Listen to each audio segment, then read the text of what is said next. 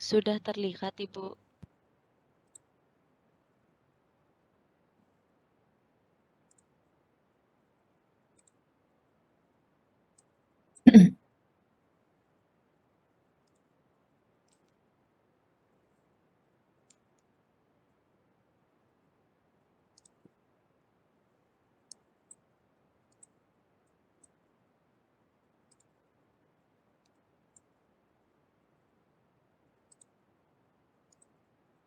Oke.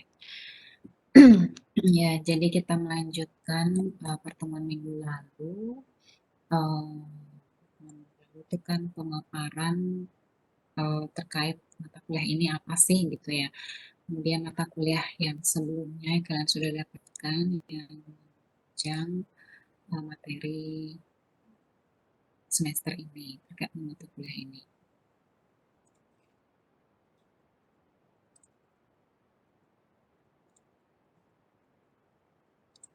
Oke. Nah, sekarang saya akan memaparkan materi sesuai dengan kontrak, yaitu konsep dasar standarisasi, faktor yang mempengaruhi mutu, dan acuan-acuan yang digunakan dalam standarisasi ini. Gitu ya.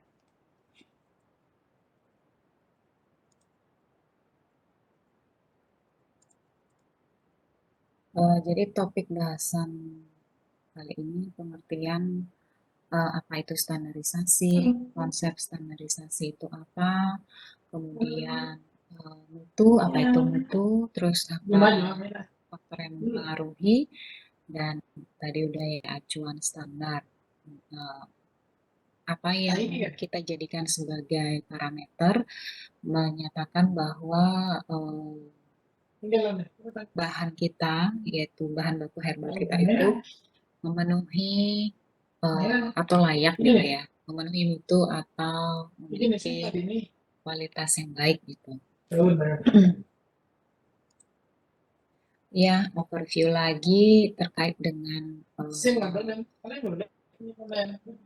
pentingnya kita mempelajari atau membahas tentang standarisasi bahan baku herbal atau bahan obat tradisional yang berbahan, kalau sekarang ini kita akan bahas berbahan tanaman obat gitu ya.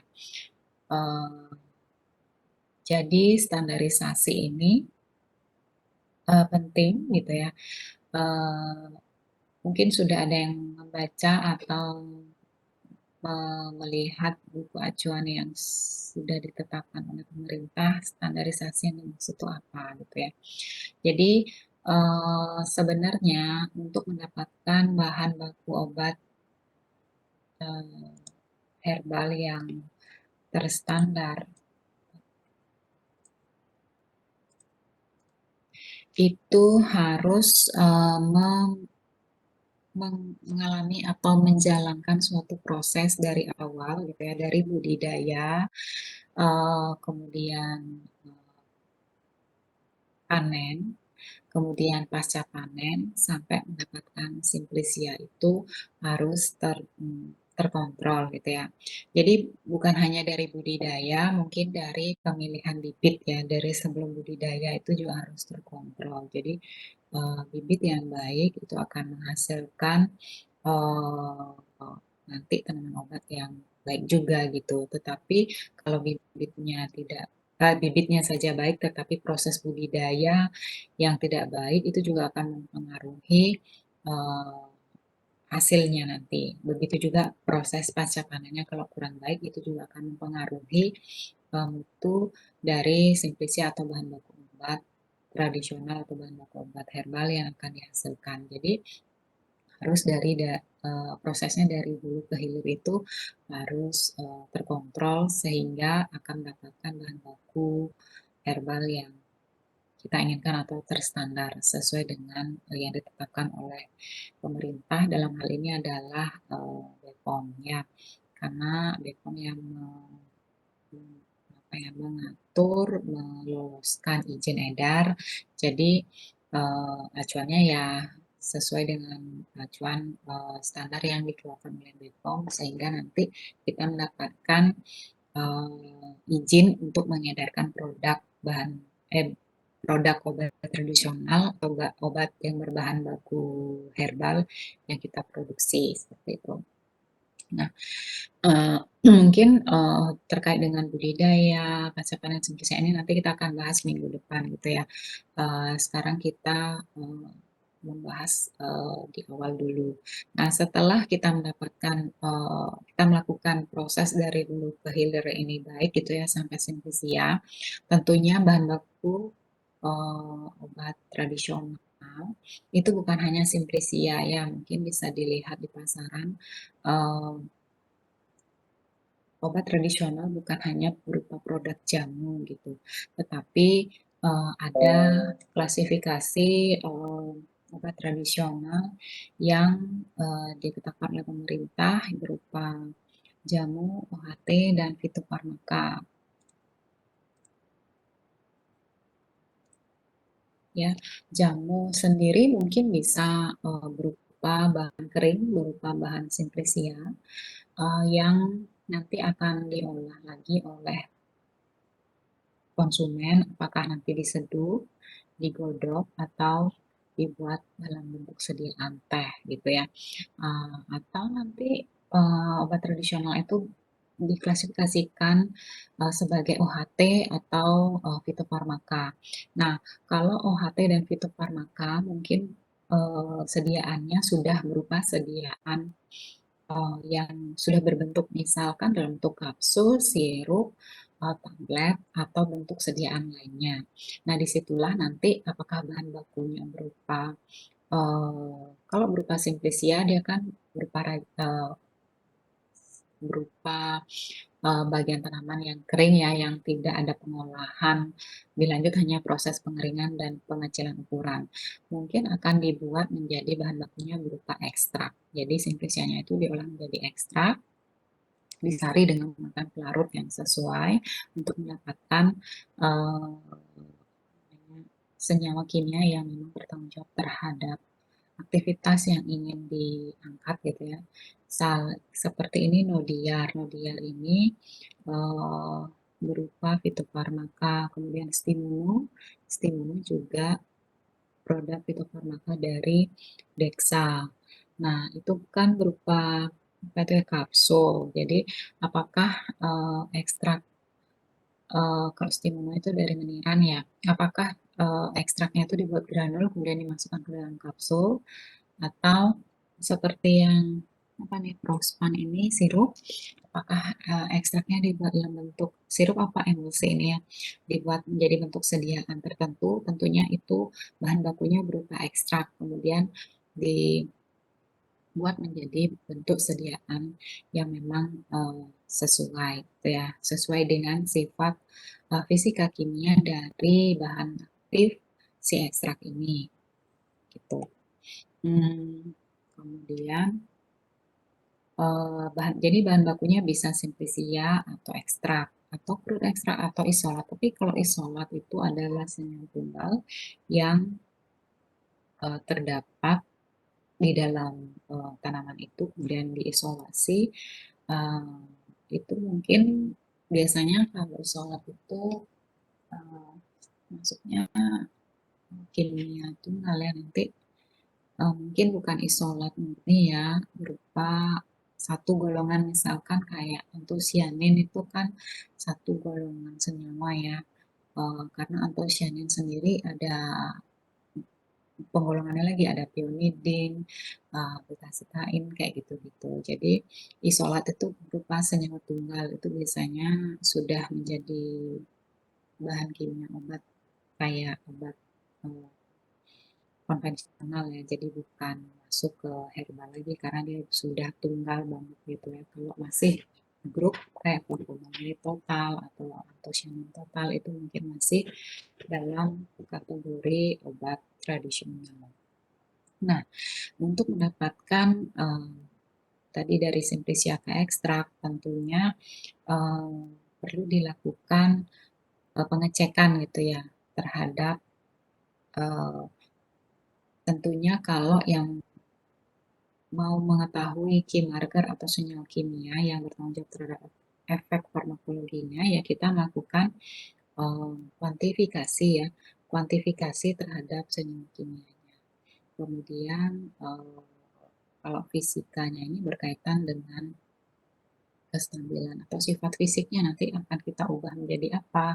Misal apakah dia stabil terhadap pH tertentu atau dia tidak tahan dengan pemanasan kah, atau dia tidak tahan dengan eh, cahaya. Jadi itu sifat-sifat fisika yang nanti akan mempengaruhi kestabilan dari sediaan yang harus diketahui dan distandarisasikan.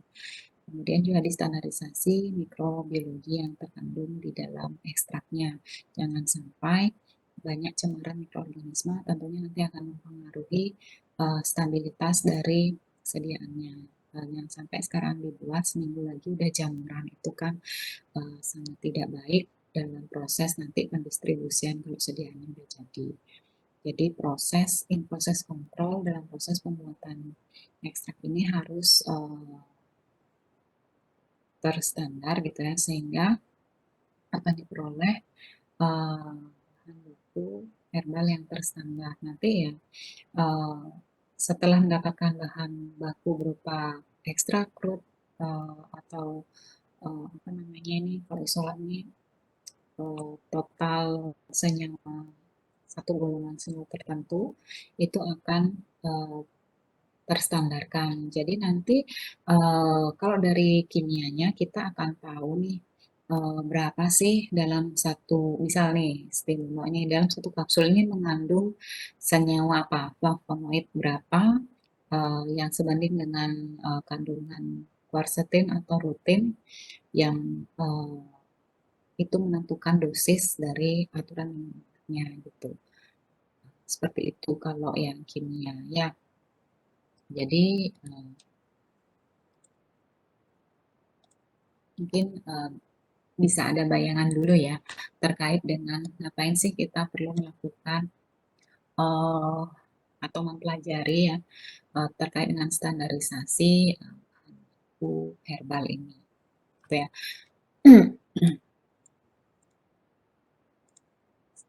Nah, terkait dengan standarisasi ini ternyata terdapat beberapa permasalahan ya yang mungkin sering dibahas atau dibicarakan ketika ingin memformulasikan atau mengembangkan suatu obat gitu ya, di mana permasalahannya tersebut seperti senyawa aktif sering belum diketahui gitu. Misal di Indonesia banyak terdapat tanaman tanaman gitu ya, tapi belum banyak diekspor atau tidak umum digunakan gitu ya. Kita nggak tahu nih senyawa aktifnya apa, dan secara empiris, secara tradisional sudah digunakan di masyarakat, tetapi belum tahu senyawa aktifnya itu apa gitu. Kemudian tersusun dari berbagai kandungan kimia. Ya tentu saja mungkin kalian sudah mempelajari yang farmakognosi kemarin ya, bahwa kandungan senyawa yang terdapat di dalam tanaman itu kan golongannya banyak, dari flavonoid, terpenoid, kemudian ada karbamid, tanin, glikosida. Itu uh, tidak uh, maksud saya begini, dalam satu tanaman bukan berarti mengandung satu golongan gitu ya.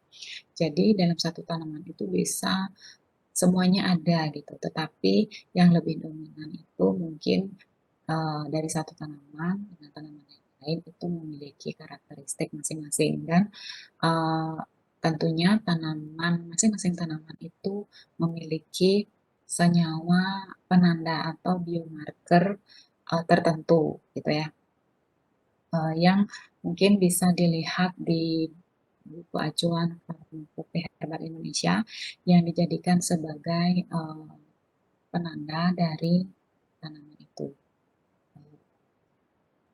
penanda kimia maksudnya ya. Kalau penanda lainnya mungkin bisa dilihat dari mikroskopis mikroskopis ininya penyusun secara mikroskopis di bawah mikroskop ya. Itu kan ada mungkin penyusun-penyusun tertentu yang bisa dijadikan sebagai ini untuk mengidentifikasi biasanya determinasi tanaman selain melihat morfologi uh, tanaman juga melihat secara morfologi secara mikroskopis untuk mengidentifikasi apakah benar tanaman ini adalah tanaman A, B, C atau D seperti itu. Kemudian variabel kandungan kimia dalam tanaman. Jadi banyak variabel maksudnya variabel di sini flavonoid itu pun bukan flavonoid itu adalah senyawa tunggal enggak. Flavonoid itu ada golongannya macam-macam, ada flavan, flavonol, flavon, dan masing-masing itu juga ada bagian-bagian yang lain lagi. Jadi banyak sekali kandungan. Jadi variabilitasnya banyak sekali. Kemudian prosedur analisis selektif belum pasti. Ya, untuk prosedur analisis selektif itu uh, memang kalau mau selektif tentunya menggunakan alat yang high tech ya, seperti HPLC gitu ya bisa dengan cara tapi harus mengetahui fase gerak yang sesuai, kemudian dibandingkan dengan standar. Tapi itu memerlukan biaya yang cukup tinggi dan uh, alat yang harus ya high tech ya.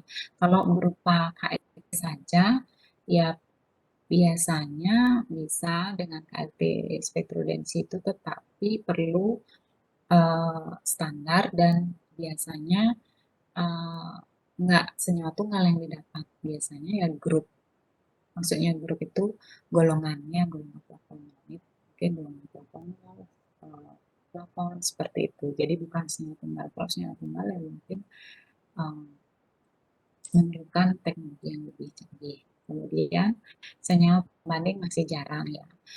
Biasanya senyawa pembanding yang dijual oleh Sigma Aldrich biasanya ya itu ya senyawa yang memang sudah sering digunakan.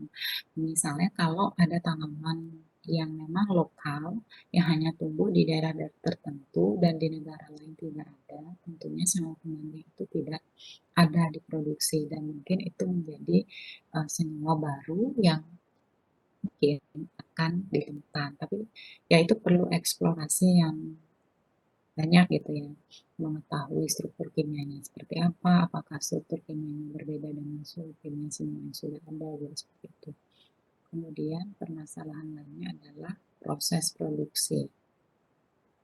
Ya, jadi ini adalah permasalahan-permasalahan yang mungkin ditemui nanti ketika membuat atau melakukan standarisasi lebih jauh. Karena kalau dibilang berkaitan dengan etnomedicine, tentunya itu adalah pengobatan yang memang di masing-masing daerah itu yang menggunakan tanaman lokal itu ya tentunya senyawa aktif atau pembanding yang terdapat di pasaran itu nggak selalu ada.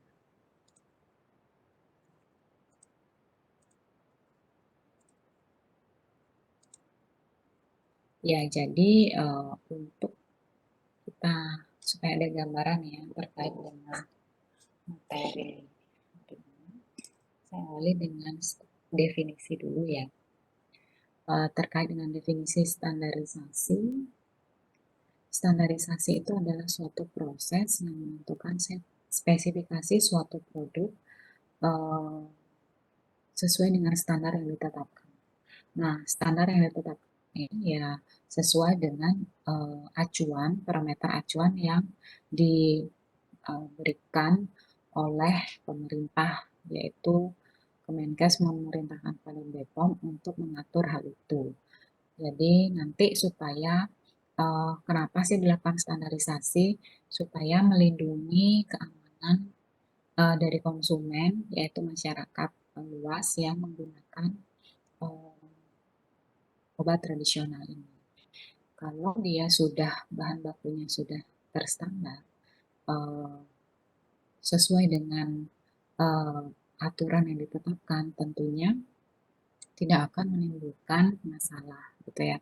Jadi keamanannya dijamin baik, gitu ya, uh, bagi kesehatan uh,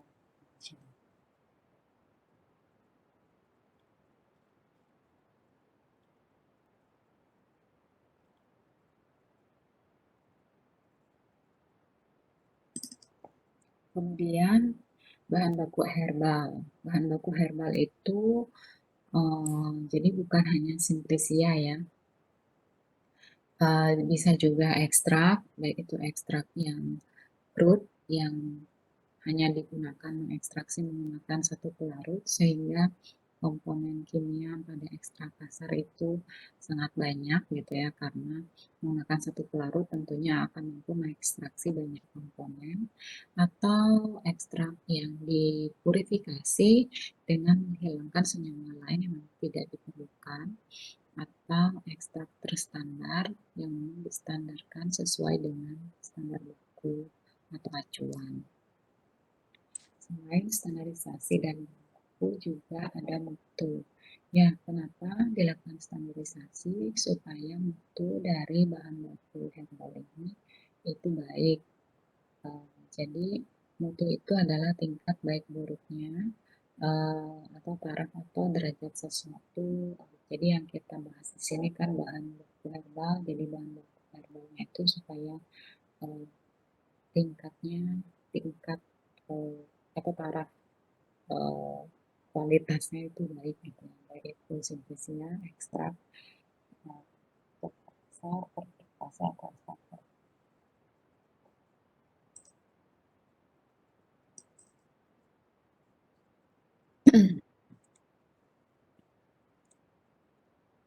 Nah, standarisasi secara kefarmasian itu adalah serangkaian parameter, prosedur, dan cara pengukuran dan hasil merupakan unsur-unsur yang terkait dengan paradigma mutu kefarmasian, itu dalam artian memenuhi syarat standar dari kimia, biologi, dan farmasi. Jadi, kalau di sini berkaitan dengan standarisasi, berarti dari parameter yang dicek, kemudian langkah-langkah pengerjaan atau prosedurnya juga, kalau terjadi kesalahan dalam pengerjaannya, tentunya akan menyebabkan parameternya itu, salah satu parameternya juga akan tidak memenuhi persyaratan. Misal, ketika kita melakukan tahap pengolahan pasca panen ya, ketika kita mengolah rimpang, kita tidak mencucinya dengan baik, tentunya ada parameter standar tertentu yang melebihi ambang batas yang dipersyaratkan oleh BPOM. Nah, jadi kita juga bisa melakukan checking ketika IPC-nya, in process control-nya, kita bisa mengecek, juga bisa cross check tenaga kerja yang bagian mana sih yang kerjanya kurang baik, sehingga kita bisa melakukan evaluasi terhadap SDM atau tenaga kerja tersebut, seperti itu.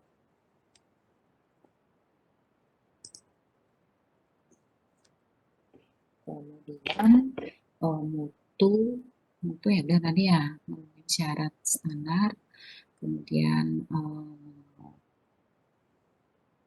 berupa kimia, biologis, dan farmasi. Nah, tentunya hal ini juga akan mempengaruhi stabilitas dari produk farmasia nantinya. Stabilitas itu berkaitan dengan baik itu stabilitas senyawa kimia yang bertanggung jawab terhadap aktivitas farmakologisnya, atau stabilitas secara fisik dari sediaannya itu.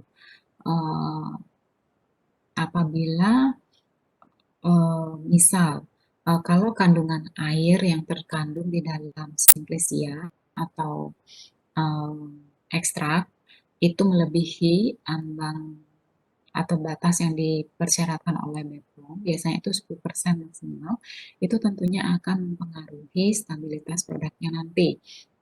Di mana kandungan air yang melebihi batas itu akan menjadi media pertumbuhan mikroorganisme seperti jamur, kapang, kamir, gitu ya. Jadi nanti ya tentunya akan mempengaruhi stabilitas ketika menyimpan. Kita harapkan mungkin expired date-nya itu 2 tahun, mungkin nanti akan lebih singkat lagi karena adanya kandungan air yang lebih tinggi uh, dibandingkan yang dipersyaratkan. Seperti itu berkaitan dengan mutu ya. Kemudian ini tujuan standarisasi itu tentunya menjamin bahwa produk akhir herbal ini mempunyai nilai parameter tertentu yang konstan. Ya, jadi keterulangannya itu sama nih.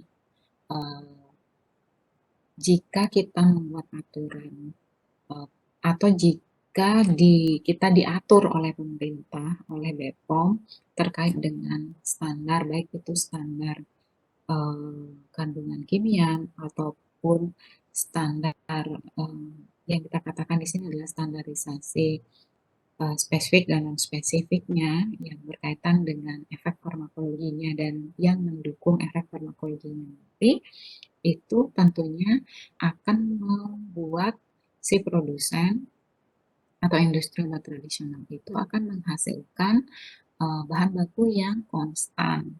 Yang konstan itu misalkan kalau kita diatur nggak boleh lebih dari 10%, pasti nanti jika dilakukan produksi ulang atau adanya suatu repeat order atau repeat produksi, itu juga akan dibuat bahan baku herbal yang sama, yaitu misal tidak lebih dari 10% kandungan airnya. Seperti itu. Begitu juga dengan kandungan kimianya. Dibuat ekstrak yang kandungan apa nih? Misal flavonoid yang tidak kurang dari misal 20% gitu. Nanti akan mempengaruhi apa? Tentunya kandungan kimia yang cukup tinggi atau tidak terlalu rendah itu akan mempengaruhi bentuk sediaannya. Misal kalau dibuat suatu kapsul dengan ukurannya kapsulnya itu yang hanya dalam cangkang itu memuat 500 gram 500 miligram 500 gram ya, berapa sih ukuran cangkang kok saya lupa. Itu nanti akan mempengaruhi aturan minumnya gitu, atau nanti dibuat sirup dalam 5 mili sirup itu mengandung berapa, mungkin 100 miligram, mungkin 5 miligram flavonoid gitu.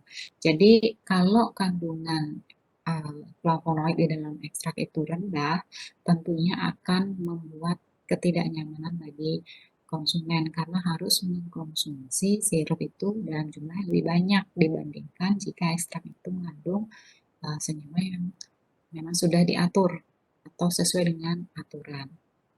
Jadi itu, jadi akan membuat bahan itu berkualitas, aman, dan bermanfaat bagi konsumen gitu ya.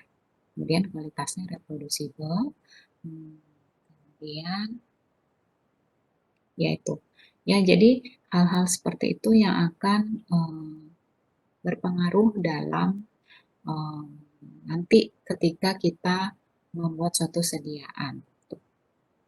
Gitu ya. Mungkin ada yang mau ditanyakan dulu sampai di sini. Ada yang bingung nggak atau lanjut? Ibu, saya izin bertanya, Bu. Dia Tantri ya? Bukan Ibu. Oh, siapa? Ya, oke, siapa? Perkenalkan saya Trisia NIM 62. Saya izin bertanya, ini kan di tujuan itu ada kualitas reproducible, itu maksudnya apa Bu ya? Dijelaskan Bu ya. Ya, jadi kualitasnya jika kita buat kembali itu sama, gitu ya. Jadi keterulangannya sama. Misal, misal nih saya nih adalah produsen obat tradisional gitu ya. Jika eh, dalam produksi obat tradisional itu kan produksinya satu batch gitu ya, satu batch. Nah, antar batch, satu batch dengan batch yang lain itu, dia itu memiliki kualitas yang sama. Gitu. Jika kita melakukan standarisasi ini. Tapi jika kita tidak melakukan standarisasi, misal batch yang pertama saya produksi sediaannya itu bagus. Tapi saya tidak melakukan standarisasi, kebetulan memang ekstrak saya ini atau bahan baku herbal saya ini memang good quality gitu ya. Tetapi ketika saya ada nih, oh ternyata peminatnya banyak, saya produksi lagi. Karena saya kemarin tidak melakukan standarisasi, data-data terkait dengan standarnya itu nggak ada. Saya bikin aja nih, nanti hasilnya tidak akan sama. Tetapi intinya begini, uh, kalau di kalau mau dipasarkan dan suatu industri itu pasti sudah dia udah tahu nih aturannya kalau mau dapat izin edar ya harus memenuhi persyaratan itu, persyaratan yang dikeluarkan oleh BPOM ya. Tetapi kalau kita tidak melakukan standarisasi ini takutnya keturunannya tidak akan sama. Itu aja sih. Atau uh, masih belum terbayang ya. Misal kita kecilkan lagi skupnya, bukan di industri ya. Kita kecilkan skupnya di kalian mau skripsi nih pakai bahan ekstrak gitu atau skripsi ya skripsi menggunakan ekstrak gitu ya. Misalkan tadi Trisha ya menggunakan bahan baku ekstrak gitu untuk skripsinya. Ya, si Trisha ini tidak melakukan standarisasi, tidak melakukan pengukuran kadar air, tidak melakukan pengukuran apa kadar abu total, tidak melakukan pengukuran bahan senyawa kimia yang terkandung di dalamnya gitu ya. Kemudian si Trisha ini ingin uji ke hewan gitu ya, uji aktivitas gitu ya. Nah, di tengah perjalanan nih, ekstraknya dia habis gitu ya. Dia melakukan eh, ekstraksi lagi gitu. Eh, dia dia ngekstraksi lagi, kemudian ketika melakukan ekstraksi kan pasti ada pelarut. Pelarutnya itu larutnya itu pasti akan diuapkan ya, diuapkan. Kemudian uh, sampai konsistensi tertentu. Nah, konsistensi tertentu inilah kalau kita melakukan standarisasi, kita cek nih kandungan airnya berapa ya. Nah, kalau si Trisha tidak melakukan pengecekan kandungan air, kemarin tuh kentalnya sekental kecap gitu. Secara ini ya, visual dan subjektif sekali gitu ya. Kemudian sekarang dia karena kekurangan ekstrak, dibuatlah suatu ekstrak lagi dan menurut Trisha ya nama muda ya lupa saya, memang dua tadi. Iya Bu. Ngekstraksi lagi nih gitu ya. Kemudian udah nih udah sekental kecap nih udah kayak kemarin nih gitu. Tapi nggak tahu nih berapa kandungan airnya. Nah itu. Jadi keterulangannya nggak sama. Yakin nggak yang ekstrak yang kamu buat kemarin dan ekstrak yang kamu buat sekarang itu sama gitu. Itu sih maksudnya ya.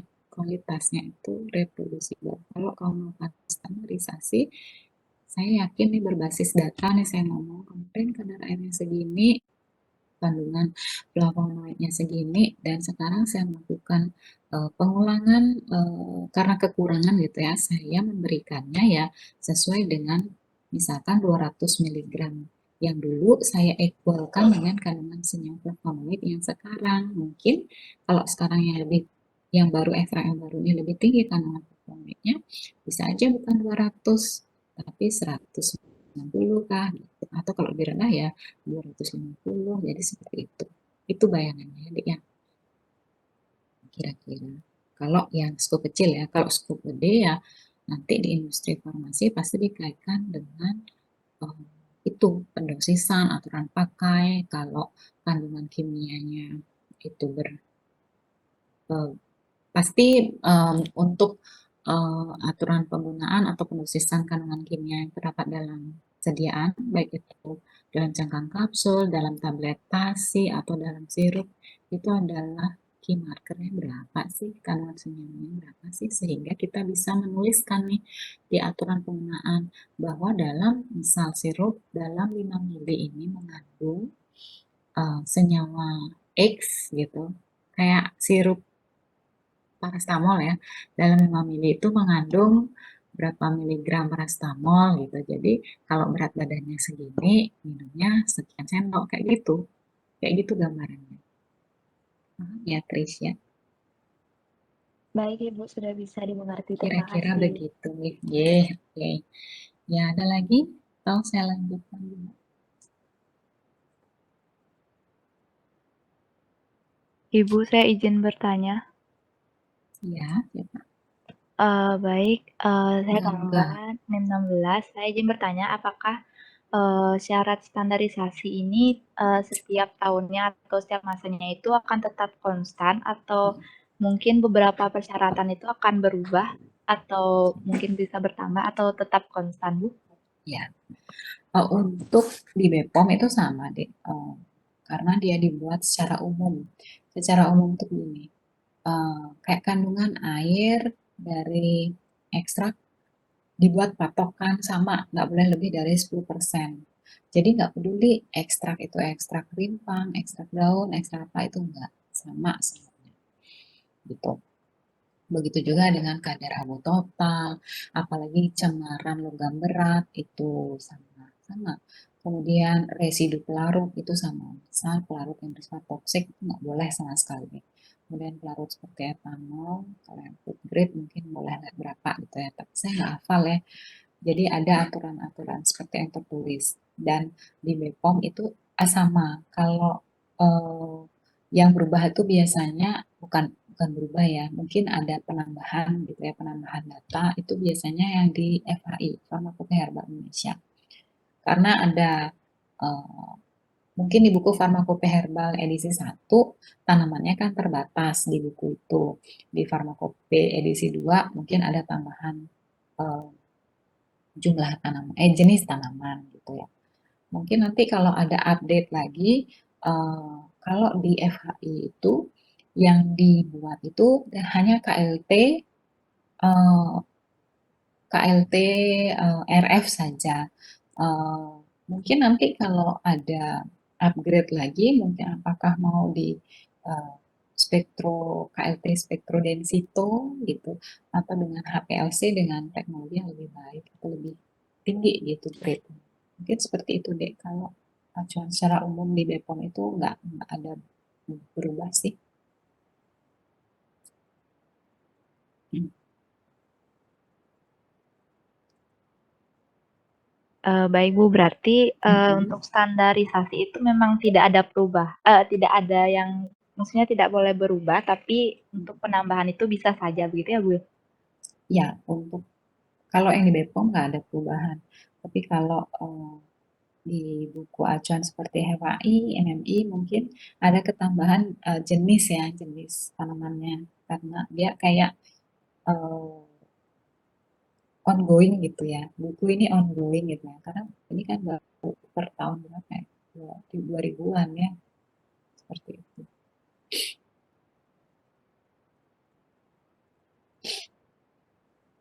Baik, Bu, terima kasih. Oke. Ada lagi kah?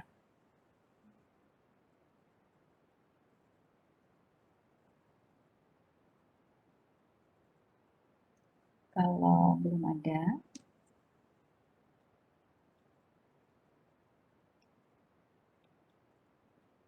kita lanjutkannya.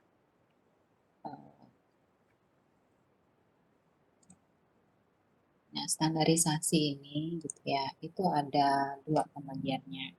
Jadi ada standarisasi spesifik dan yang non spesifik atau yang umum gitu ya. Nah, ini saya kebalik nih ya, maaf ya. Yang tunggu dulu. Ini kebalik nih. Yang spesifik ini adalah ini ya. Saya kebalik judulnya, ini harus dibalik nih. Yang umum itu adalah kadar air, cemaran logam, kadar abu, cemaran mikroorganisme, residu pelarut gitu ya. Jadi non spesifik itu adalah menstandarkan senyawa yang terkandung di dalam bahan baku herbal, tetapi tidak bertanggung jawab terhadap aktivitas farmakologisnya. Tapi dia akan mempengaruhi mutu ya, mutu atau kualitas dari bahan baku herbal tersebut, gitu. Jadi ini mohon maaf, ini terbalik ya. Ini di sini, gitu. Jadi standarisasi itu ada dua, ada spesifik dan non spesifik. Yang umum atau non spesifik ini adalah standarisasi parameter yang tidak bertanggung jawab terhadap aktivitas farmakologis dari bahan baku herbal, tetapi dia akan mempengaruhi mutu dari sediaan dari bahan baku herbal ini. Kenapa? Kenapa sih bisa dikatakan mempengaruhi mutu? Ya, karena seperti yang tadi kita bahas, ini kadar air, kadar abu, cemaran logam, cemaran mikroorganisme ini itu pasti akan mempengaruhi mutu dari bahan baku herbal. Maksudnya ini seperti kadar air. Nah, untuk semua jenis tanaman, semua bagian tanaman pasti di dalam bagian tanaman itu mengandung air ya, yaitu mengandung air, baik itu air yang hasil pencucian atau air yang memang terkandung di dalam bagian tanaman itu, gitu ya. Dan kalau kandungan airnya ini melebihi batas yang dipersyaratkan, itu tentunya akan menjadi media pertumbuhan mikroorganisme, gitu. Nah, kalau kandungan air tinggi ini mungkin proses penjemurannya kurang optimal gitu ya. Jadi akan menyebabkan tingginya kadar air. Kemudian seperti kadar abu, kalau kadar abu tinggi ini tentunya nanti akan mempengaruhi fungsi organisme dalam tubuh kita yang mengkonsumsi, memberatkan fungsi ginjal gitu ya. Jadi diatur dia kadar abunya itu nggak boleh lebih dari sekian gitu. Dan kadar abu ini biasanya tinggi karena adanya pengotor seperti cemaran tanah, pasir, yang terkandung pada simplisia. Biasanya hal ini berkaitan dengan pencucian yang tidak baik atau ketika menjemurnya itu penjemurannya kurang pas tempatnya. Jangan menjemur di pinggir jalan, orang berlalu lalang, kendaraan berlalu lalang, itu biasanya ada tuh. Biasanya kalau industri obat tradisional, proses penjemurannya itu dilakukan di rooftop itu biasanya, atau di rooftop kan tidak ada mobilisasi dari kendaraan, yang di rooftop cuman yang bertugas menjemur saja gitu, atau menggunakan alat seperti oven, itu ada. Jadi bisa terkontrol ya cemaran yang bisa membuat kandungan kadar abunya itu meningkat, itu nggak ada gitu. Seperti itu. Kemudian cemaran logam itu pastinya berkaitan dengan tempat dia tumbuh ya, apakah ditanam di dekat kawasan perindustrian atau padat penduduk yang mobilitas kendaraan bermotornya itu tinggi gitu, itu berpengaruh. Kemudian cemaran mikroorganisme, apakah itu berpengaruh terhadap sumber air yang digunakan untuk mencuci mencuci simplisia atau bahan tanaman itu, kualitas airnya atau untuk airnya, apakah misal menggunakan sumurnya dibuat dekat pembuangan ini enggak, septic tank enggak gitu, atau menggunakan sungainya itu dijadikan tempat untuk masyarakat untuk apa ya, buang sampah kah atau membuang kotoran kah. Jadi sumber air yang digunakan untuk mencuci itu juga bisa akan mempengaruhi cemaran mikroorganisme yang ada di bahan baku herbal kita. Kemudian selain itu juga saya lupa nulis, itu ada residu pelarut ya. Misal di residu kalian menggunakan, kita ekstraksi menggunakan larut tertentu, pasti masih ada tuh sisa-sisa atau residu-residu pelarut, terutama pelarut yang bersifat toksik ya, yang kita gunakan untuk mengekstraksi seperti itu. Itu ada ambang batasnya. Nah, untuk standarisasi spesifik itu tentunya adalah standarisasi berkaitan dengan senyawa yang terkandung di dalam tanaman itu, ya. Jadi kuantitas dari senyawa kimia yang terkandung di dalam baik itu simplisia ataupun ekstrak yang bisa dijadikan sebagai acuan untuk membuat suatu aturan pakai penggunaan atau pengdosisan. Selain marker, senyawa marker juga ada organoleptis, baik itu rasa, bau, bentuk, warna, itu juga bisa sebagai standar ya. Misal harusnya aromanya itu seperti apa gitu, kemudian warnanya, kemudian bau udah ya tadi ya seperti itu ya. Jadi ini jenis standarisasi yang mungkin nanti akan dibahas pada pertemuan berikutnya ya, lebih detail lagi. Kemudian siapa sih yang wajib menetapkan standar, siapa yang wajib melakukan standarisasi gitu ya. Kontributor atau kontributor yang melakukan ini dan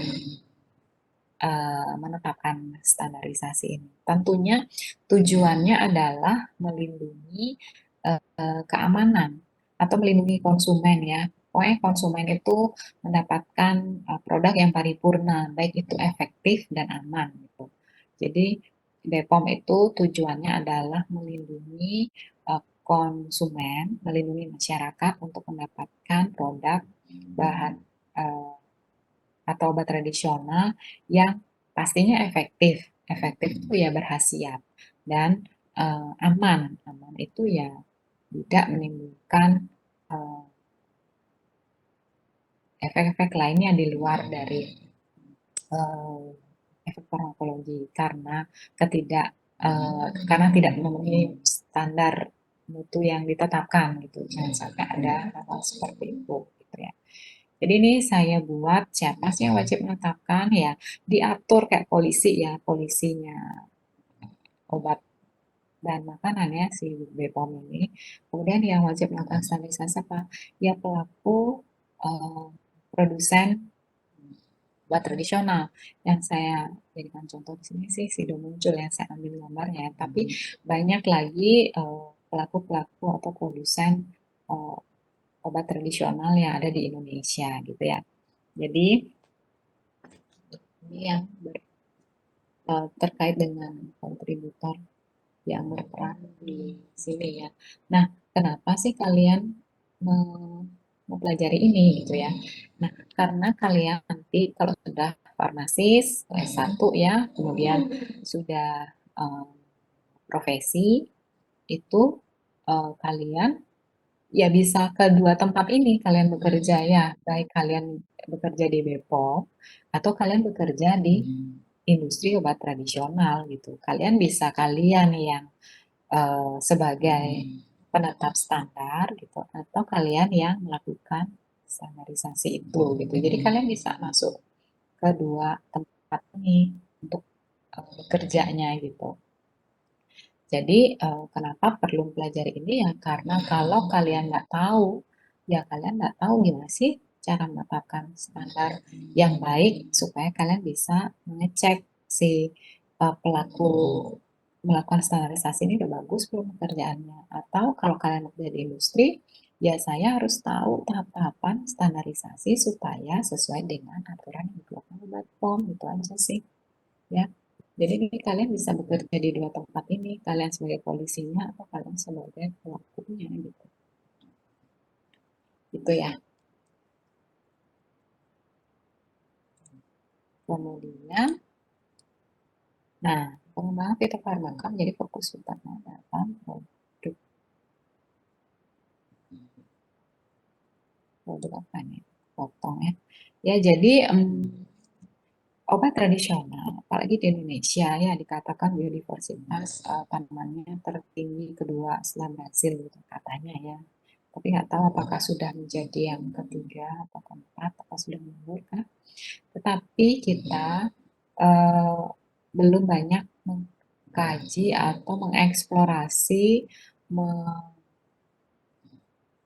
ya, mengeksplorasi tanaman itu berkhasiat sebagai obat atau tidak gitu ya. Nah, seiring dengan perkembangan bahwa yang terbanyak itu obat tradisional namanya itu adalah jamu, kemudian baru sesuai dengan hierarkinya ya jamu terbanyak, kemudian yang kedua adalah OHT, yang ketiga adalah fitofarmaka. Nah, sesuai dengan hierarki itu maksudnya jamu itu adalah obat tradisional yang digunakan secara turun-temurun ya, yang secara turun-temurun ini maksudnya sudah mungkin 50 tahun atau 100 tahun sudah digunakan oleh nenek moyang kita dan dinyatakan itu tuh berkhasiat dan aman gitu ya. Karena digunakan bertahun-tahun, puluhan tahun atau ratusan tahun, tidak ada yang mengalami efek samping atau tidak aman karena mengkonsumsi jamu ini ya boleh nih kalau udah digunakan bertahun-tahun ya silakan pakai gitu. Secara empiris ya, boleh tidak diujikan gitu. Tidak diujikan pada hewan atau pada manusia. Jadi sudah dinyatakan berkhasiat dan nah, makanya jumlahnya paling banyak, yaitu di atas 12.000 gitu ya.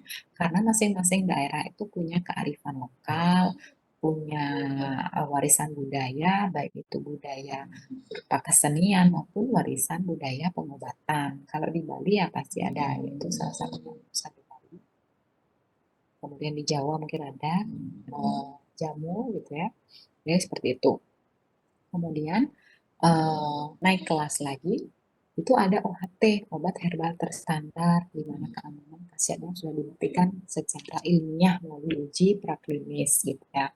Dan bahan bakunya sudah distandarisasi. Nah, makanya kalau kita mau obat tradisional kita naik kelas, bukan hanya dari jamu, kita mau obat herbal terstandar nih, makanya kita harus melakukan standarisasi, baik itu standarisasi parametrik, spesifik maupun non spesifik seperti tadi yang kita sedikit bahas tadi gitu.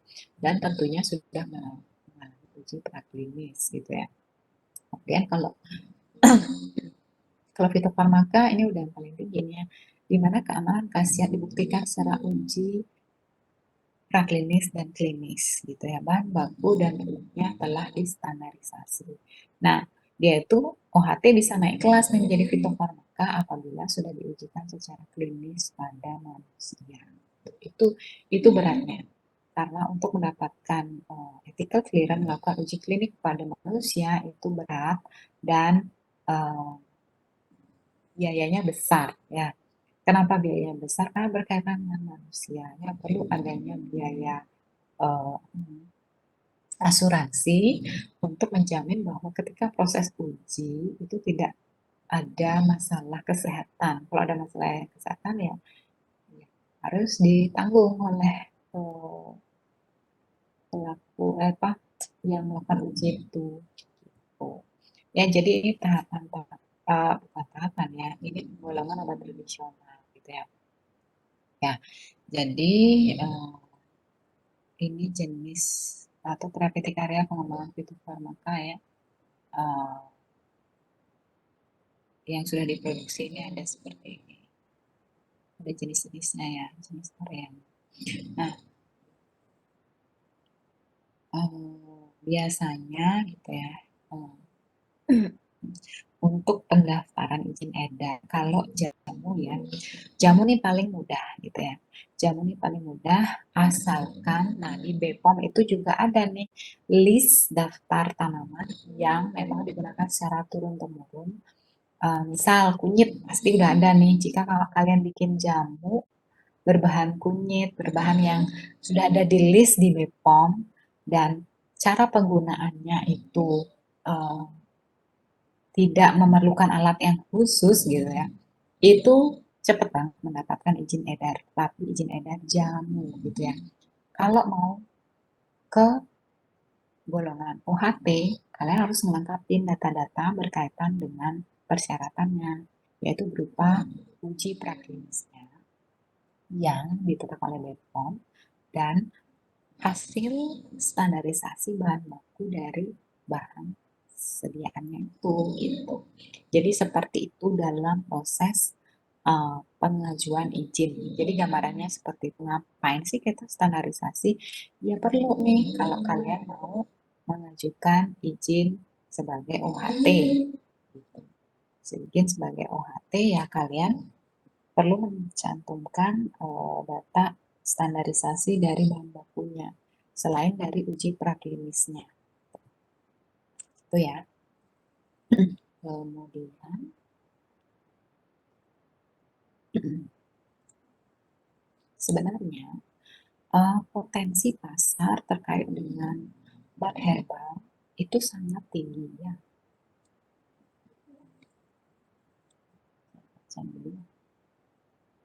Dimana dari tahun 2009 ke 2013 itu memang terjadi penurunan, tapi meningkat kembali gitu ya. Dan jenis-jenis tanaman atau komoditi yang diekspor oleh Indonesia itu yang dicatat oleh Badan Statistik Indonesia itu berupa jahe gitu ya, kurkuma gitu ya. Ya, jadi itu yang banyak diekspor. Kemudian negara tujuannya itu siapa aja? Yang paling banyak itu ternyata Pakistan ya, yang menggunakan apa namanya? Yang apa ya? Yang menginginkan gitu, menginginkan obat herbal atau bahan baku herbal ini gitu ya. Jadi potensi pasar dari bahan baku herbal ini cukup tinggi gitu ya. Apalagi kalau kita buat bahan baku kita itu sudah terstandar gitu ya. Nah, kalau mau diekspor pastinya akan mengikuti standar yang luar juga ya. Kayak di luar kan pasti juga punya BPOM-nya sendiri kayak di FDA-nya gitu. Jadi kalau di Indonesia kan BPOM, kalau di luar apa mungkin Amerika FDA, mungkin di negara lain apa istilahnya, yang juga mengatur standar-standar tertentu dari bahan baku herbal ini ya. Tentunya tujuannya sama, ingin melindungi warganya yang konsumsi sediaan tradisional seperti itu.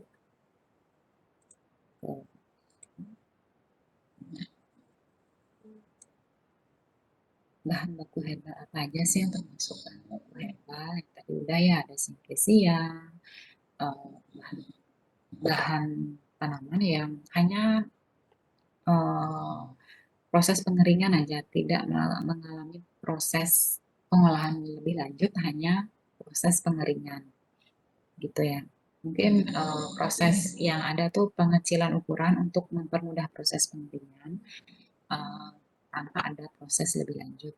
Kemudian ada juga bahan baku lainnya berupa ekstrak kasar.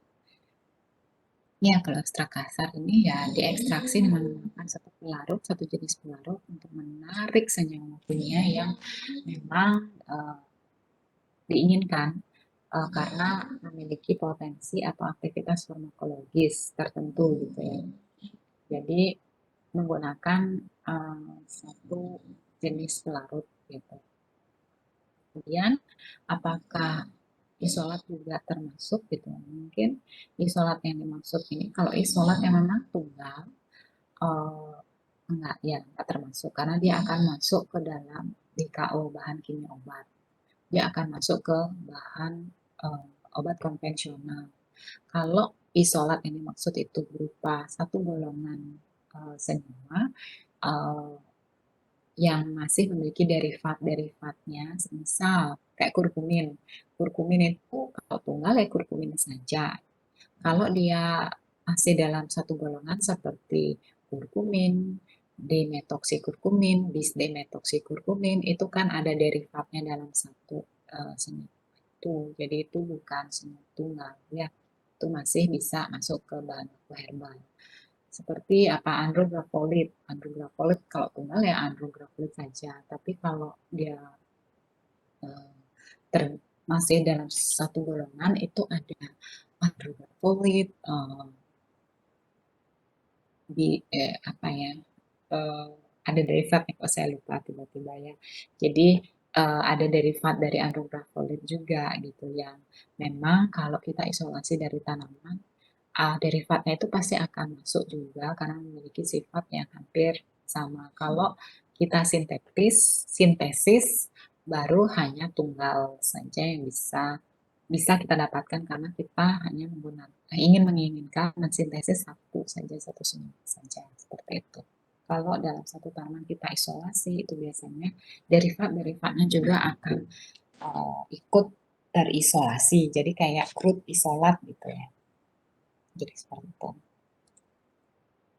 Kemudian, nah yang dimaksud ekstrak itu berdasarkan kuantitas kandungan aktifnya itu ada ekstrak terstandar. Yang maksud ekstrak terstandar itu ekstrak yang distandarisasi terhadap senyawa khasiatnya. Ada ekstrak terpurif, ekstrak yang distandarisasi terhadap kandungan yang ikut berperan dalam khasiatnya.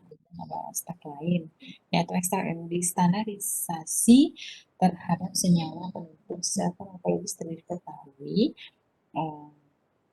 dan diketahui gitu ya. Jadi ada ekstrak-ekstrak terstandar, terkuantifikasi, dan ekstrak lain. Ini maksudnya dia itu semuanya uh, terstandar gitu ya, terhitung gitu ya, tetapi uh, yang terhitung tuh ada apakah yang memang kalau yang terstandar ya terstandar terhadap senyawa yang berhasil saja. Kemudian kalau yang terkuantifikasi ya ada juga yang senyawa yang berperan. Tunggu sebentar ya deh, saya ada telepon.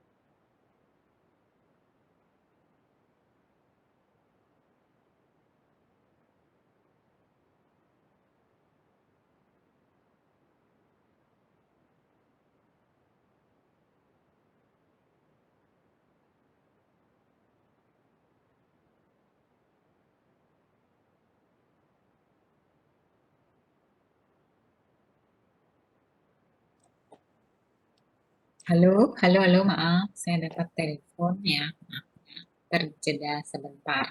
Ya, jadi seperti itu ya jenis ekstrak. Jadi intinya sih terstandar atau terkuantifikasi ini eh, kita itu bisa mengukur nanti, kita bisa mengklaim nanti di kemasan bahwa kita buat sediaan ini misal dalam satu kapsul ini mengandung apa ekstrak, misal kayak saya nih, kami mengembangkan eh, kapsul kombinasi ekstrak Samiloto dan daun ubi jalar gitu ya. Kita bisa mengklaim nih dalam satu kapsul ini mengandung ekstrak Samiloto yang equal dengan kandungan albumin sebanyak sekian dan ekstrak daun ubi jalar yang mengandung eh, kandungan total antosianinnya sekian. Jadi seperti itu. Jadi bisa kita klaim begitu di kemasan. Ya, intinya sih nanti biasanya kalau kami kan di universitas mengembangkan riset, kita melakukan kerjasama dengan mitra. Mitra ini dalam arti industri farmasi gitu ya. Jadi pengembangan obat itu bukan hanya mereka memiliki R&D, Research and Development, juga bisa hasil riset-riset di universitas yang sudah dikembangkan oleh dosen-dosen yang ada, dimitrakan, dikerjasamakan dengan eh, industri obat tradisional, tetapi data pendukungnya baik itu uji preklinis dan uji ini standarisasi bahan bakunya ini harus ada gitu. Jadi ditanya nih sama mitra, misalnya saya punya cangkang ukuran segini, saya ukuran 0, itu yang memuat 700 nih ya, 700 sampai 500 gram. Nah, itu ekstraknya kalian itu atau ekstraknya ibu ini berapa nih dimasukkan ke sana. Kalau memang ukuran cangkangnya kan memang sudah tertentu, jadi kita tidak bisa melebihkan gitu. Kalau memang nggak bisa, sekali minum ya bisa 2 kali minum, jadi seperti itu. Atau 3 kali minum, jadi tinggal diatur aja kandungan jumlah ekstrak di dalamnya yang mengandung sekian senyawa eh, markernya. Jadi seperti itu gambarannya. Ya, ini contoh. Ini adalah contoh ekstrak terstandar seperti daun digitalis itu ada glukosa digitalisnya 5%, kemudian ekstrak kering sena, kemudian ekstrak kering daun geladomane contohnya. Kemudian ada ini ekstrak terkuantifikasi dan ekstrak lainnya. Ya, jadi ada kayak ginkgo biloba, ya dia senyawanya banyak nih, ada flavonoid seperti flavon dan flavonoidosida, biflavon, glucida, dan ada juga terpenofonnya gitu. Kemudian ekstrak lainnya yang bertanggung jawab terhadap aktivitas yang tadi untuk kualitasnya ya. Jadi seperti itu. Jadi intinya kita menggunakan ekstrak itu harus key markernya itu terkuantifikasi, jadi terhitung supaya kita bisa memberikan gambaran dalam hal pembuatan sediaan. Nah nanti itu kan ke industri ya, jangan jauh-jauh dah dulu ya. Untuk kuliah yang nanti misalkan ada yang memilih ya, misal ada yang berminat ke teknologi gitu ya, ada mata kuliah namanya formulasi obat tradisional. Nah di sana kalian akan ada mata kuliah FUT itu ada praktikumnya dalam membuat sediaan. Jadi kalian bahan bakunya itu adalah bahan baku herbal atau bahan baku obat tradisional, kemudian dikembangkan menjadi bentuk sediaan, baik itu berupa sediaan solid, cair, semi solid. Nah, disinilah kalian harus tahu nih karakteristiknya, apakah dia bersifat senyawanya polar atau non polar, sehingga kalian bisa buat dia menjadi sediaan yang uh, di air, maksudnya kalau sirup kan yang polar berarti, atau emulsi, atau kalau dia tidak dia bersifat secara organoleptis, dia tidak menyamankan konsumen untuk mengkonsumsinya, mungkin bisa di kapsul atau disalut gitu, seperti itu ya. Jadi bisa kalian manfaatkan ilmu ini nanti untuk sebagai fondasi nanti kalian ambil mata kuliah nanti ke atas gitu. Ya, yang dekat-dekat aja dah, nggak ke industri gitu ya. Yang dekat aja nanti kalau mau ambil bidang minat di teknologi, kalian mau bikin sediaan yang berbasis bahan baku herbal ya bisa nih. Oh, harus dicek ininya, ini parameter-parameter ini jadi sediaan. Begitu juga kalau kalian ambil skripsi yang bahan aktifnya itu adalah obat tradisional. Ya, kalau kalian sudah ambil mata kuliah ini, kalian tahu apa-apa saja yang harus dicek sebelum dilakukan pembuatan sediaan seperti itu. Kemudian, ya, oh iya, ya. Faktor-faktor apa yang mempengaruhi ya judul? Oh ya, faktor yang mempengaruhi. Faktor-faktor yang mempengaruhi ini tentunya adalah faktor yang mempengaruhi bahan baku ya, bahan bakunya. Untuk tanaman, lingkungan, cara budidaya ini adalah faktor-faktor yang mempengaruhi ketika kalian membudidayakan si tanaman obat ini, gitu ya. Jadi bibit ini genetik ini berkaitan dengan bibit ya. Kalau kesahihan tanaman ini yang berkaitan dengan benar nggak sih tanaman ini adalah tanaman yang ingin kalian tanam, maksudnya kebenaran tanamannya. Misal ubi jalar, kalian ingin membuat atau mengembangkan suatu sediaan yang dengan bahan baku ubi jalar gitu ya. Nah, ubi jalar itu punya batas L itu ada banyak ternyata varietasnya. Itu ada ubi jalar var sawentar, var apa ya? Antin 1, antin 3, beta 1, beta 2 kayak gitu. Ya, kalau kayak ubi jalar itu pengembangannya ini kan karena dia mengandung senyawa antosianin ya, senyawa antosianin terutama yang ubi jalar antin yang berwarna ungu itu ada antin 1, antin 1, antin 2, atau antin 1, antin 3 ya saya lupa. Itu harus kalian pastikan yang mana sih yang mau dipakai. Tentunya kesahihan tanamannya, kebenaran tanamannya itu harus pas gitu. Dan sampai kalian bilang ini Hippolytatas var antin gitu. Tetapi yang kalian adalah ini Hippolytatas var beta. Nah, itu tentunya sangat berbeda. Kalau var antin itu umbinya berwarna ungu, kalau yang beta itu umbinya berwarna kuning karena di banyak ada beta karoten di dalam umbinya. Ya mungkin kalau di pasaran itu ada yang ubi jalar yang ungu, ubi jalar yang putih, dalamnya ada ubi jalar yang kulitnya kuning dan isinya juga kuning. Ya mungkin bagi yang suka ke supermarket atau ke pasar gitu ya melihat umbi-umbian itu banyak ya. Nah itu harus dipastikan tanamannya yang benar kesahihan tanaman dan bibitnya secara genetisnya itu baik gitu ya. Kemudian selain itu juga ada lingkungan tumbuh seperti yang saya sebutkan tadi, baiknya menggunakan tempat tumbuh yang tidak dekat dengan perkotaan, tidak dekat dengan daerah industri, sebaiknya di daerah yang ya ke daerah pegunungan sedikit gitu ya, supaya lebih kontaminan-kontaminan lingkungannya itu tidak banyak akan mempengaruhi kualitas dari tanaman yang akan kita jadikan sebagai bahan baku obat ini.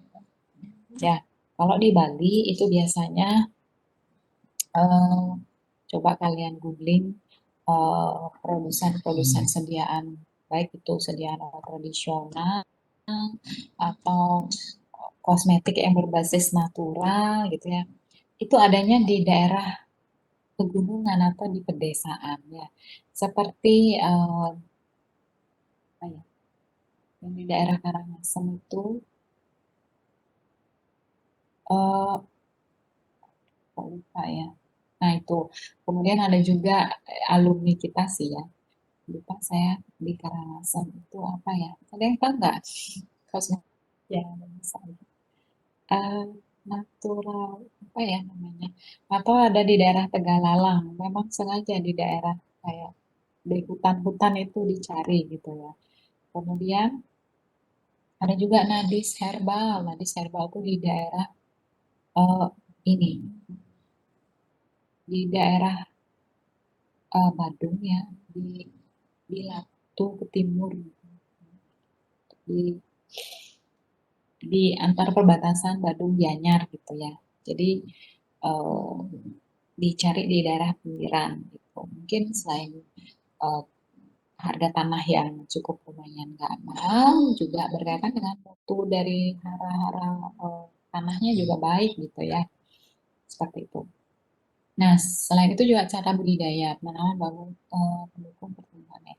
Cara budidaya juga harus baik, apakah menggunakan pupuk organik, kemudian eh, cara membersihkan gulma-gulma yang akan mempengaruhi kualitas dari tanaman tradisional itu harus bagaimana, seperti itu. Kemudian setelah eh, budidayanya ini baik atau berhasil, nah saatnya panen. Tentunya panen, waktu panen dan atau umur panen yang tepat ini juga akan mengaruhi eh, kualitas dari bahan bakunya.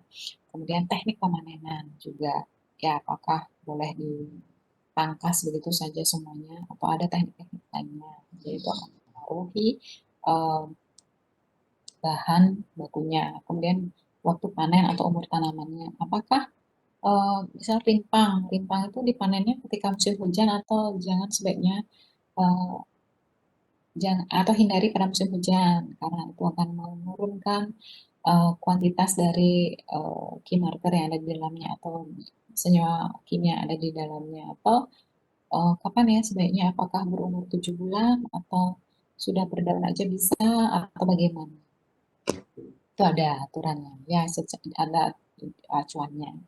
Kemudian setelah panen, nah kita udah dapat nih apakah rimpang, apakah daun, apakah bunga gitu. Gimana sih cara pengolahannya supaya dia lebih stabil dalam penyimpanannya lebih lama kita bisa pakai gitu ya.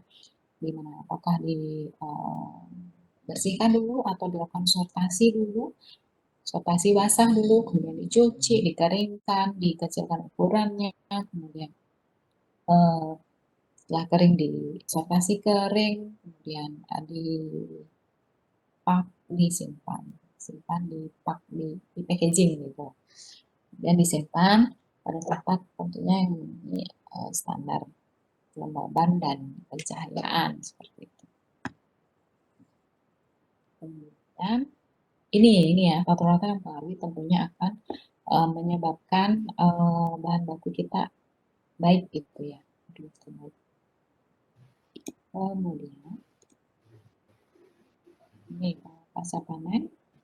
Nah, ini yang tadi udah saya sebutkan ya. Ini pengembangan penyimpanan ya. Kemudian tahapan yang benar akan menjamin tahap selanjutnya karena nggak mungkin nih sehari jadi gitu ya. Pasti itu berhari-hari dan tentunya proses tahapan selanjutnya seperti ekstraksi juga nggak mungkin sehari jadi. Jadi harus baik nih prosesnya supaya tidak menyebabkan adanya degradasi dari kandungan senyawa kimia ataupun adanya penumbuhan atau adanya mikroorganisme yang bisa mengganggu stabilitas dari sumber kimia yang ada di dalamnya. Gitu. Ya. Nah, terakhir nih kayaknya. Acuan, buku acuan ya, acuan standarisasi herbal. Nah, ini ada macam-macam ya, bisa kalian buka ya. Ada Farmako Herbal edisi 1, kemudian ada revisi, ada MMI, ada BHP, ada European Pharmacopoeia, gitu ya. Macamnya. Oh, apa sih si acuan standar ini? Nah, biasanya sih ketentuan umum dan persyaratan umum, isinya definisi, kemudian monografi, dan lampiran. Lampiran tuh biasanya berupa foto-foto mikroskopis, makroskopis, kemudian foto KLT. Kalau monografi itu ya berkaitan dengan misal di KLT itu fase geraknya apa, RF-nya berapa, seperti itu. Mungkin seperti itu kira-kira untuk materi hari ini. Kemudian apakah ada yang mau ditanyakan terkait dengan materi hari ini? Karena ini udah slide terakhir. Nah,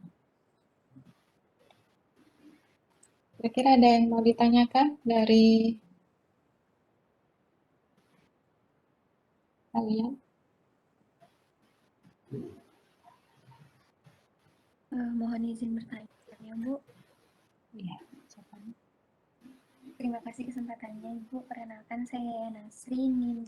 Sri. Oke, Nasri. Baik, jadi kan tadi pembahasan kita dari awal sampai selesai itu terkait dengan pengenalan seperti itu ya Bu ya tentang standarisasi bahan baku herbal. Tetapi yang kita bahas tadi itu lebih cenderung ke obat herbal seperti itu Bu. Saya ingin bertanya terkhususnya terkait skema standarisasi tadi itu apakah hal yang sama akan terjadi kalau misalnya kita membuat produk kosmetika seperti itu ya Ibu, bukan obat herbal. Itu saya Bu, terima kasih. Oke, ya. Untuk bahan baku yang saya bahas tadi bahan baku, tetapi saya kaitkan adalah ke obatnya ya, nggak ada yang saya kaitkan ke kosmetik gitu ya. Nah, berlaku hal yang sama untuk kosmetik. Nah, kebetulan juga kita ada mengembangkan sediaan untuk kosmetik gitu ya, seperti yang saya sebutkan tadi, itu ada mitra kita yang ada di daerah Tegalaman ya, Gianyar gitu. Dia juga menanyakan ini secara kuantifikasi kandungan senyawa apa sih yang bertanggung jawab terhadap misal sebagai apa nih tabir surya gitu ya, senyawa apa, kemudian berapa sih yang mau dipakai ditambahin ekstraknya, kemudian ya seperti itulah kira-kira, dan tentunya kita harus menggunakan sediaan yang memang terstandar ya. Kalau di kosmetik biasanya sih ekstrak yang dipakai ya, karena nggak mungkin berupa simplisia, kecuali dia berupa bikin apa ya. Kalau simplisia itu mungkin bisa potongan-potongan bunga dibuat dalam sediaan sabun gitu ya, atau food salt yang rendaman seperti itu. Tapi kalau berupa kosmetik yang berupa sediaan semi solid pastinya menggunakan bahan baku berupa herbal, berupa ekstrak. Tentunya ekstraknya harus terstandar gitu.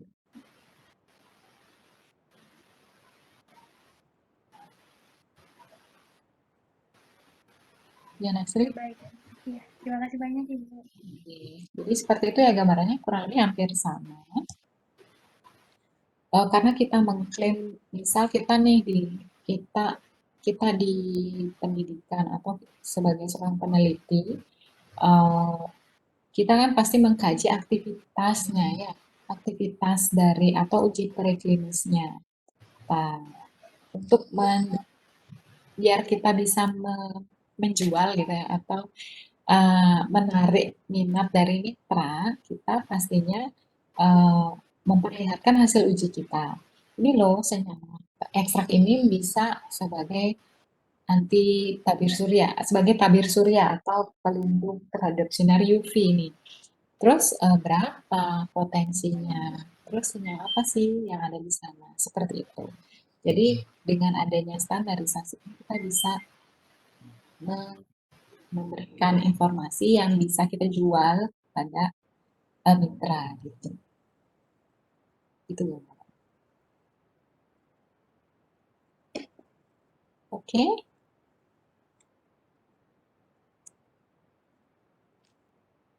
Ada lagi?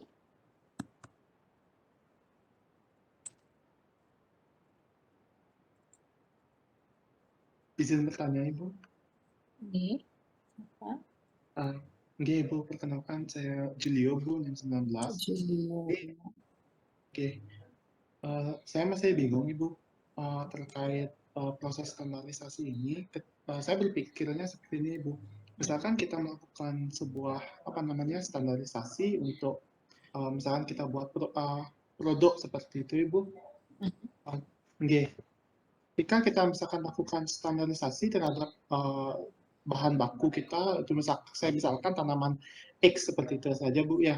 Kemudian ketika kita cek atau lakukan apa namanya pengujian untuk senyawa aktifnya seperti itu Ibu, untuk batch misalkan batch pertama atau produksi kita pertama itu kita dapatkan senyawa aktif dari 500 mg, anggap begitu Ibu ya, dari 500 mg bahan itu kita dapat misalkan 50 mg senyawa aktif begitu. Tapi ketika kita misalkan batch kedua kita produksi untuk batch yang kedua, ternyata misalkan dari tanaman yang sama tapi simplicianya itu bukan dari simplicia yang sebelumnya di batch yang pertama, tapi dari simplicia baru untuk kita rencanakan di produksi batch kedua. Itu kurang dari yang pertama Ibu senyawa aktifnya. Itu bagaimana ya Bu untuk solusinya kalau misalkan kita lakukan produksi ketika simplicia itu simplicia yang kita gunakan itu ternyata senyawa aktifnya berbeda dari yang sebelumnya seperti itu Ibu. Ya, ya, oke. Terima kasih Julio. Nah, di sini ya pertanyaannya bagus ya. Jadi sudah ada pemahaman ya terkait dengan standarisasi, pentingnya standarisasi. Berarti ibaratnya si Julio ini sudah melakukan pengecekan di awal, berarti ya Julio. Kalau dilogikakan ini bahwa atau belum dilakukan pengecekan awal nih Julio. Tinggal diproduksi aja langsung bahwa dalam 500 ini mengandung 50, kemudian ternyata di batch 2 ini dalam 500 ini kurang dari 50, begitu Julio. Seperti ini Bu, misalkan kita sebelum melakukan produksi dengan Simplicia X seperti saya misalkan seperti itu, sebelum kita produksi apa namanya produknya kita itu kan saya lakukan misalkan dia standarisasi agar apa namanya sesuai dengan kopi seperti itu Ibu. Tapi ketika saya lakukan pengecekan seperti itu, dia berbeda begitu Ibu. Kandungan dengan misalkan jumlah 500 mg itu yang untuk batch yang pertama, ternyata yang kedua itu padahal spesies apa namanya seperti spesies dan variannya itu sama seperti sebelumnya simplicianya Ibu. Bagaimana solusinya kira-kira Ibu? Iya, mungkin ya bisa kamu nggak usah proses berarti kamu mendapatkan membeli bahan baku ini di tempat yang berbeda dengan yang sebelumnya. Atau memang misalkan nih Julio ini menanam sendiri ternyata hasilnya itu berbeda dengan batch 1 gitu ya. Nah, jika Julio menggunakan berupa ekstrak, bisa Julio enrich kan, buat enrich ekstrak atau ekstrak terpurif gitu ya terhadap si bahan baku herbal yang kedua ini supaya equal dengan yang pertama. Seperti itu. Atau jika tidak mau merubah prosedur, itu kan artinya merubah prosedur ya. Maksudnya merubah prosedur itu antara prosedur di batch 1 dan batch 2 pasti ada perbedaan yaitu prosedur ekstraksi. Kenapa diubah? Karena ingin mendapatkan senyawa aktif yang sama dengan batch 1. Karena di ilustrasi Julio itu produksi yang repeat produksinya itu berbeda nih ya kandungan aktifnya karena lebih rendah gitu ya. Solusinya mungkin pertama mungkin tidak digunakan karena akan mempengaruhi proses selanjutnya atau gunakan tetapi menggunakan metode ekstraksi dibuat di enrich. Jadi misal awalnya kemarin kan yang batch 1 50, sekarang setengahnya. Jadi supaya kita bisa menggunakan ekstrak dengan jumlah yang sama, kita hilangkan pengotornya. Misal menggunakan ekstrak daun tanaman apa. kita lakukan defatting untuk menghilangkan klorofilnya, sehingga di dalam jumlah yang berbeda, jumlah yang sedikit, itu kita bisa mendapatkan kandungan yang yang sama dengan batch 1 tadi, senyawa aktif yang bertanggung jawab terhadap aktivitas farmakologinya. Itu bisa namanya defatting, jadi menghilangkan senyawa-senyawa yang kita tidak inginkan untuk mendapatkan jumlah senyawa tertentu yang kita inginkan. Seperti itu. Tetapi itu akan merubah, ada tahapan yang akan berbeda antara batch 1 dan batch 2. Atau aturan penggunaannya kita ganti. Misal di batch 1, kita di aturan penggunaannya dalam satu kapsul, misal sediaannya kapsul gitu, satu kapsul mengandung 50 mg sehingga dikonsumsi 1 kali sehari. Kemudian di batch 2 ternyata di dalam 500 mg kapsul itu cuma mengandung 25 mg senyawa aktif, sehingga kita harus aturan pakainya ya 2 kali sehari seperti itu. Jadi ada beberapa hal yang mungkin bisa dilakukan modifikasi ya, dan itu mungkin bisa dirapatkan atau didiskusikan dengan tim produksi seperti itu, Julio, untuk hal seperti ini.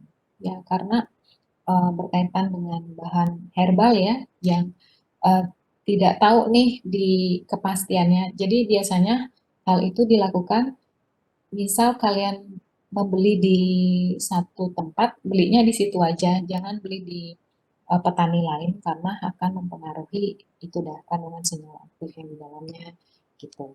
Atau kalau memproduksi sendiri atau menanam sendiri di bulan-bulan yang sama melakukan penanaman itu akan mempengaruhi juga apa namanya, cuacanya kan, kemudian akan mempengaruhi kandungan senyawa. Gitu sih menurut saya, Julio. Kira-kira Oke, Ibu. Jadi saya sedikit bertanya lagi, Bu. Berarti ketika kita melakukan untuk solusi yang kedua tadi kan kita gunakan tapi kita enrich dia untuk apa Ya. namanya, kita katakan ekstraknya itu kita perbanyak dia jadinya kandungan senyawanya sehingga sama dengan yang sebelumnya. Tapi Ibu, ketika kita lakukan itu berarti kan senyawa selain senyawa aktifnya itu juga bertambah, Ibu. Itu tidak apa ya, Bu, kira-kira? senyawa selain senyawa aktifnya itu bertambah. Oke, Kita Ibu. kita mengurangi gini, enrich itu menambah senyawa aktif yang bertanggung jawab, tetapi kita kurangin yang lain. Jadi dalam bobot yang berbeda itu bobotnya lebih sedikit, tetapi apa namanya, kandungan senyawa yang kita inginkan itu lebih banyak. Itu enrich itu. Baik, Ibu, paham untuk Paham jawaban. ya? Terima kasih, Ibu. Gitu dulu.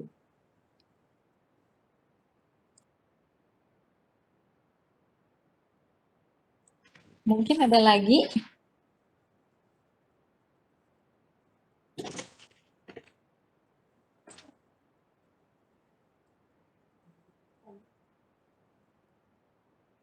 Ada lagi kah?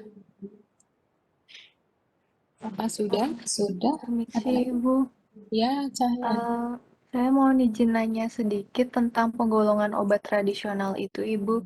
Tadi kan Ibu sempat bilang kalau penggolongan obat dibagi jadi 3, yang jamu, sama OHT, sama fitofarmaka.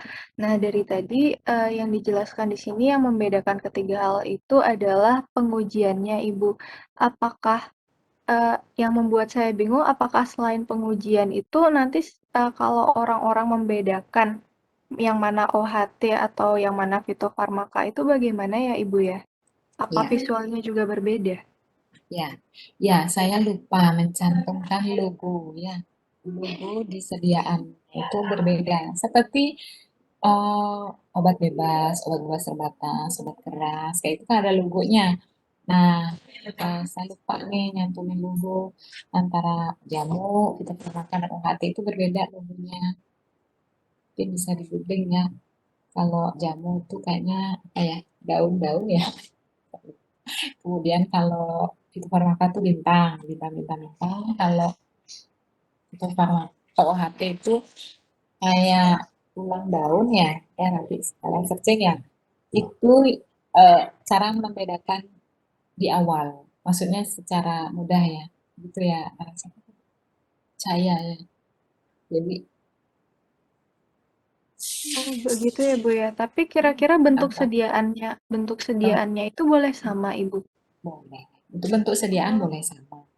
Cuman yang membedakan kalau di pasaran secara awam ya kita melihatnya itu dari logonya. Oh ini logo jamu, ini logo ini. Untuk bentuk sediaannya boleh sama. Pernah mengkonsumsi eh, Kiranti? nah, Ibu. Kiranti itu apa? Termasuk Saya apa? kurang saya kurang memperhatikan logonya Ya, sih, Ibu. ya.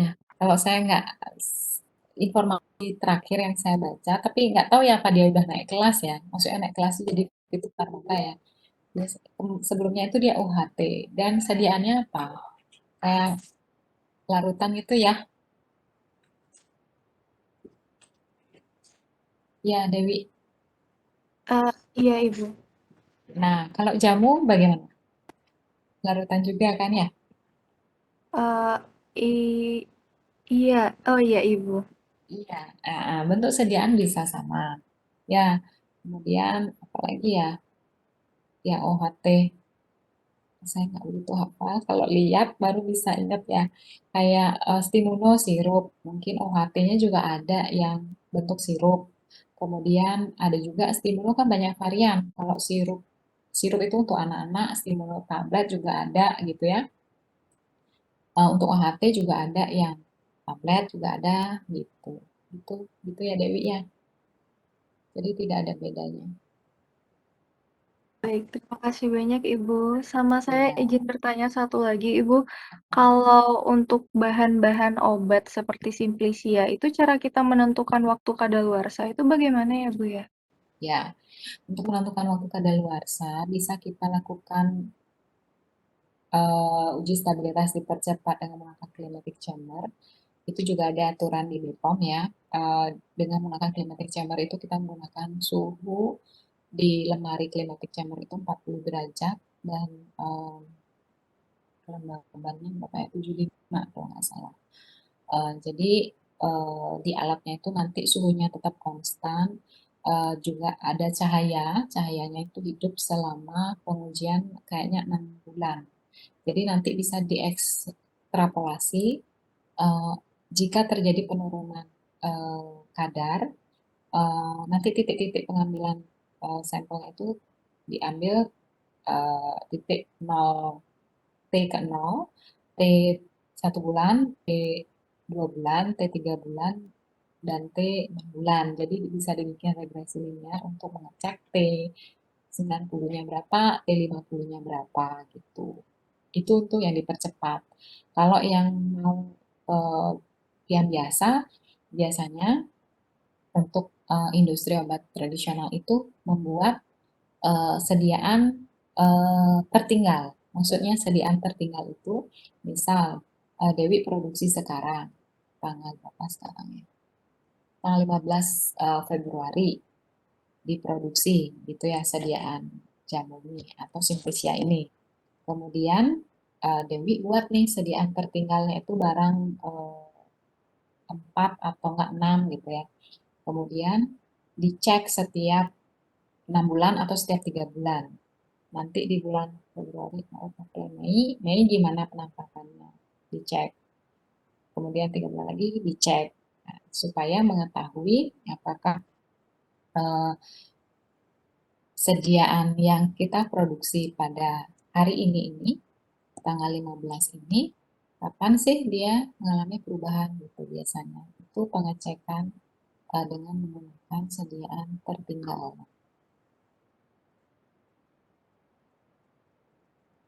Gitu dulu.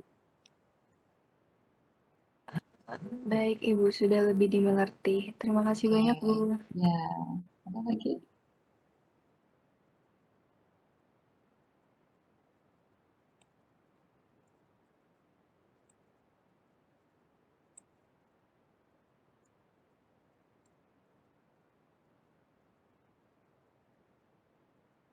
Tidak ada? Kalau tidak ada, mungkin bisa kita akhiri ya. Eh, dan kita kembali lagi pukul 1. Atau ada kegiatan nggak habis ini? Jam jam 12 ini.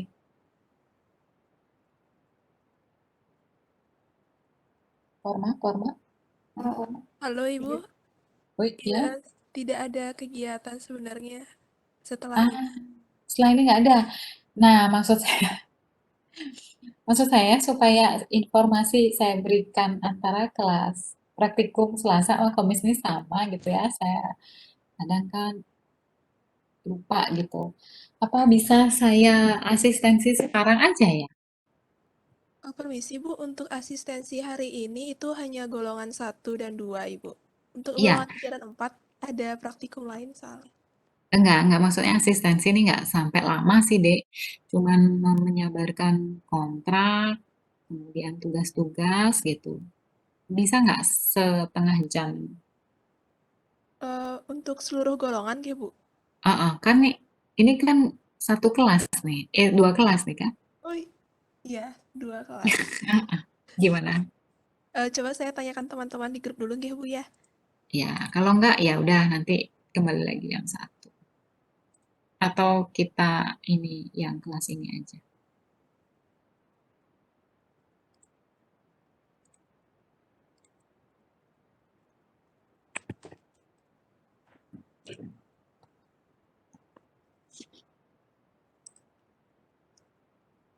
Halo Ibu, sudah saya tanyakan teman-teman, katanya dilanjut aja dulu Bu, oke? Oh lanjut, oke. Saya ambil ini.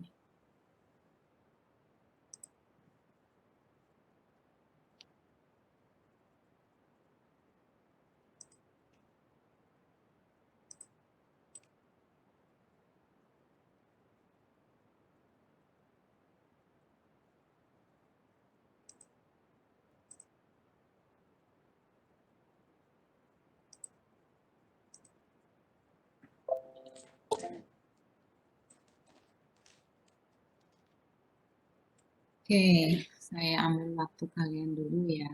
Eh,